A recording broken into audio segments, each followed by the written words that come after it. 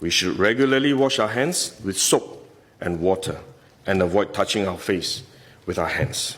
Even at a meeting when we have on this ministry task force, while I was speaking, I was touching my face until Minister Lawrence Wong nudged me with his elbow and said, "Stop touching your face." Let me now share about what we know about this novel coronavirus. This virus comes from the family of coronavirus, which includes other viruses such as MERS and SARS, as well as the milder variants causing common cold.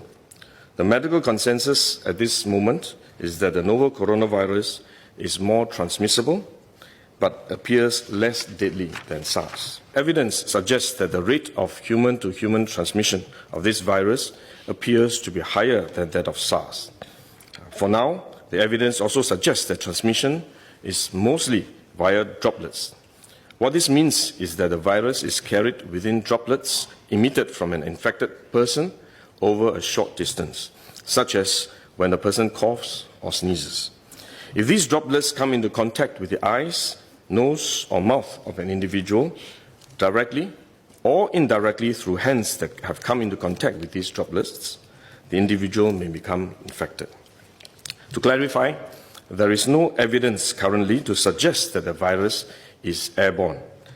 There are other viruses, such as the chickenpox, which can easily be transported via air currents, and do not require droplets to contact the eyes or nose. The novel coronavirus is not in this category of viruses. The novel coronavirus could also transmit through surface contact. Let me explain. When a person sneezes or coughs, the droplets fall onto the surfaces of tables and chairs, and the virus may remain alive for up to a few days.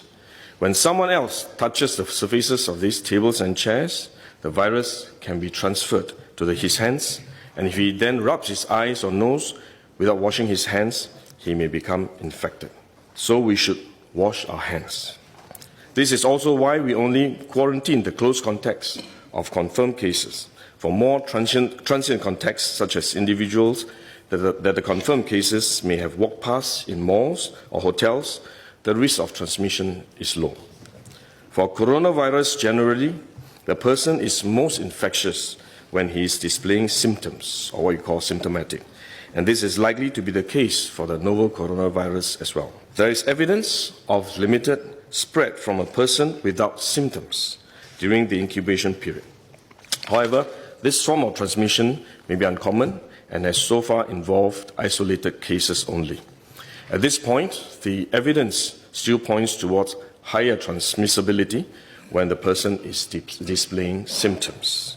As such, medical professionals, both overseas and in Singapore, have advised that the most effective way that we can protect ourselves is to practice good personal hygiene. We should regularly wash our hands with soap and water and avoid touching our face with our hands. These may sound simple, but actually they are very difficult to do because all of us touch our face all the time. Even at a meeting when we have on this ministry task force, while I was speaking, I was touching my face until Minister Lawrence Wong nudged me with his elbow and said, "Stop touching your face." So it is simple but extremely difficult, but are actually very effective in preventing all kinds of infection. Potential infection from asymptomatic persons, in fact, is less likely to be from coughing or sneezing directly because they don't have symptoms. They are not sneezing or coughing, but more likely by touching contaminated surfaces, for which masks offer no protection. Wearing a mask when we are well often gives us a false sense of security instead, and we are more likely to touch our faces when we constantly adjust our masks, which is one way the disease spreads. At the same time, we need to protect others, our loved ones, friends, colleagues, and fellow Singaporeans that we come into contact with. If we are sick, we should rest and recover at home as far as possible. If we do need to go out to see a doctor, for example, we should wear a surgical mask to protect others. So this is when mask is needed, when we are unwell and have to go out.